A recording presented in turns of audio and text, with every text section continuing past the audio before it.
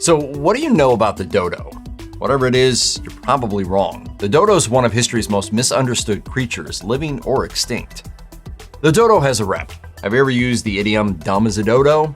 While there's no written record of a dodo solving equations or inventing an internal combustion engine back in its glory days on the island of Mauritius, nobody else was doing those things either. The truth is that the dodo was no dope, as birds go. There's actual physical evidence to back this up, too. In a study of dodo endocasts, the interior of the brain case, published by the Zoological Journal of the Linnaean Society, researchers studied the brain size to body volume ratio and concluded that dodos were likely at least as intelligent as other avian species, including its cousin the pigeon. Admittedly, looking at a brain size isn't the perfect measure of an animal's intelligence, but there's no physical reason to think that the dodo was some sort of avian dunce. Obviously, direct observation would answer this question, but given that the last time the animal was seen alive was back in the 17th century, that's not gonna happen. Still, if you're thinking the dodo went extinct because it was, well, dumb as a proverbial dodo, there are a number of other vanished species who would like to have a word with you. Early depictions of the dodo show a heavy-set bird that looks like it just stomped about its environment. But more clear-eyed looks at dodo remains, including a morphological analysis published in 2016 in the Journal of Vertebrate Paleontology, have improved its image, quite literally. Sure, this bird was far from delicate, but its robust skeleton served a purpose. Yes, the dodo had relatively large kneecaps, but that's a good thing if you're navigating around the lush vegetation and rocky terrain of some random island in the middle of the Indian Ocean. Scientists now believe the dodo is much slimmer and more upright than many of the old illustrations would have you believe, and it was speedy. There are accounts out there of sailors complaining how hard it was to actually catch a dodo. So, once again, this was no big dumb bird who lumbered up to random humans and offered itself up for dinner. Now, just because the dodo evolved in an environment without any major predators doesn't mean it was doing the avian equivalent of laying in a hammock eating grapes all day.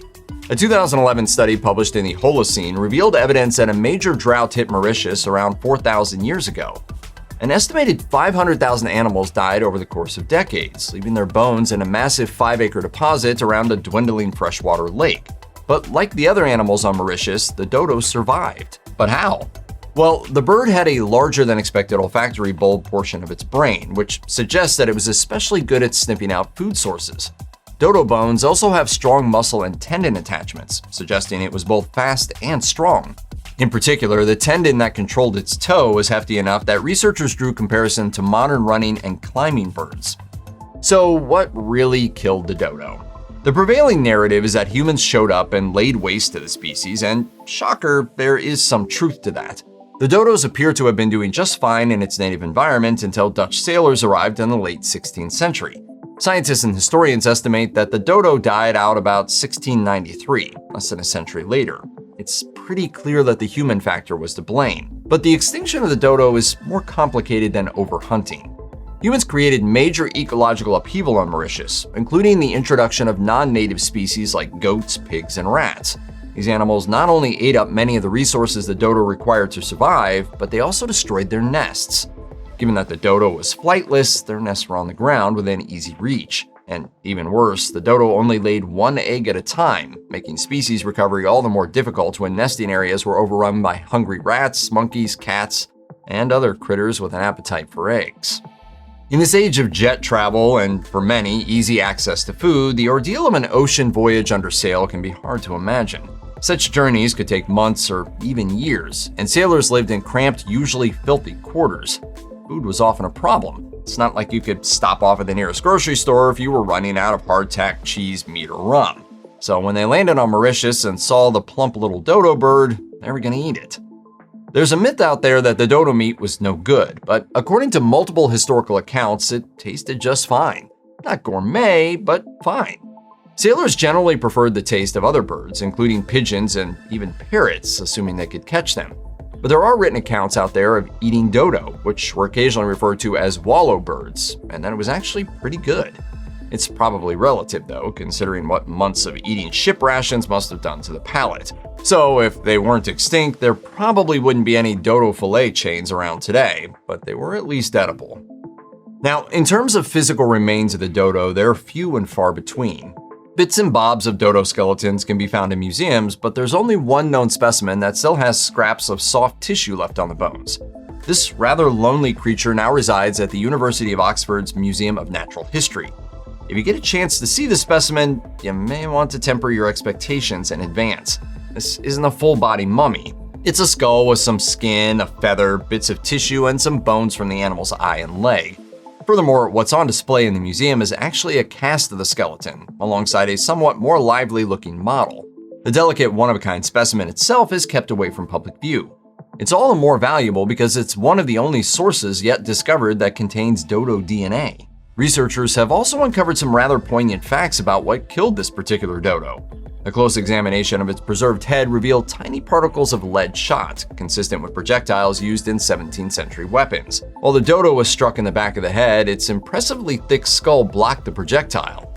Still, it obviously didn't survive its last encounter with a human being. While dodos are closely associated with the island of Mauritius, some were transported far beyond their isolated home. Their long voyages weren't the result of human hunger, at least not necessarily. Dodos were fascinating, so between intellectual curiosity and the hope of scoring points with a dodo to show off, adopting or kidnapping was a no-brainer. British merchant and boat captain Emmanuel Altham attempted to ship a live dodo to his family in Essex, England.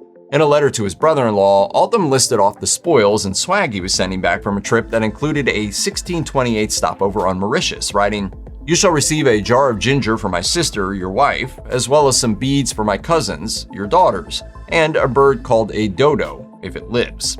In another letter, Altham again talked of an incoming dodo hawking its charms by writing, "Which for the rareness thereof I hope will be welcomed to you." Sadly, we have no idea if that dodo ever set an unwebbed foot on English soil, and if so, whether its rareness was indeed welcomed. In 1625, some other dodos were sent to the court of Mughal Emperor Jahangir as gifts for his menagerie. Still more dodos were reportedly prepped for travel to Europe, but only one seems to have made it to England for sure. Historian Sir Armand Lestrange reported an encounter with a live dodo in 1638 London. He paid a penny to see it in the back of a shop, and reported that it was fed small stones to help its digestion. Another live dodo may have made it to Amsterdam by 1626, according to an artist's caption. And in 1647, at least one live bird was sent by a representative of the Dutch East India Company to its station in Nagasaki, Japan. In addition, multiple dodos were reported at the company's headquarters on the Indonesian island of Java. Though the dodo is long gone, it remains a considerable presence on the island of Mauritius. Now officially the Republic of Mauritius, the independent nation is home to a little over 1.2 million people, including many who proudly consider the dodo to be a national symbol. If you're lucky enough to make it there, it's likely to show up on your passport stamp, and there are plenty of dodo-branded souvenirs to be had should you be so inclined. And really, who could resist? For many of the island's people, the story of the dodo provides motivation to save other species that are still managing to hang on. So the dodo may be gone, but it's far from forgotten, just as it's far from a silly, dim-witted bird. These days, the dodo reminds people of the importance of conservation and mindfully managing the environment of Mauritius and its outlying islands. If the dodo could somehow speak from its evolutionary grave, if it could speak at all, it would surely have a word or two to say about its tarnished reputation. Even Carl Linnaeus, the 18th century Swedish naturalist who became famous for classifying species, gave the poor dodo the Latin name Dodos ineptus, inept dodo in English. Sure, it may be because the word dodo is likely derived from the Portuguese term for fool, but Linnaeus and many other naturalists, explorers, artists, and writers could have given the dodo a break. No dice, at least as far as Lewis Carroll was concerned. When incorporating a fantastical talking dodo into Alice in Wonderland, Carroll paints it as a faintly ridiculous creature. But get this, he reportedly based the animal's stutter on his own speech impairment. Carroll, who was a lecturer in mathematics at Oxford, was almost certainly inspired by the university's own dodo specimen. Other myths have plagued the dodo over the years. Most get the bird's appearance all wrong, describing it as an ungainly, bottom-heavy creature and, in defiance of quite a few reports, assuming that it was all white instead of sporting gray feathers. A few writers and researchers in the earlier days of the dodo story even doubted the bird's existence, suggesting it was yet another tall tale told by bored or mistaken sailors. We didn't think at that point we had the power to erase bits of God's creation, but we really proved that we could. By the time of the Victorians, the tale of the dodo had become tinged with guilt. It was painfully obvious that if not for human encroachment into the environment of Mauritius, the species could have survived and even thrived. But now we're looking at the possibility of a 21st century dodo revival. Scientists have sequenced its DNA, and work is underway to revitalize the sort of habitat the bird once thrived in.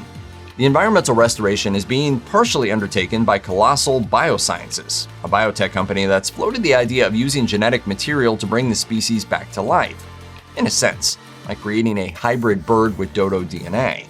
Your scientists were so preoccupied with whether or not they could that they didn't stop to think if they should. Meanwhile, some folks who've seen enough horror movies and know how this plays out have questioned the tricky notion of de-extinction, wondering if it's worth creating pigeon-dodo hybrids, especially when so many existing species are hanging on by a thread and could use immediate help. Are these efforts just a bit of duct tape slapped over the rapidly leaking pipe of ecological destruction, climate change, and human culpability? Or would bringing back the dodo force us to develop tools to fight these bigger problems? That all remains to be seen.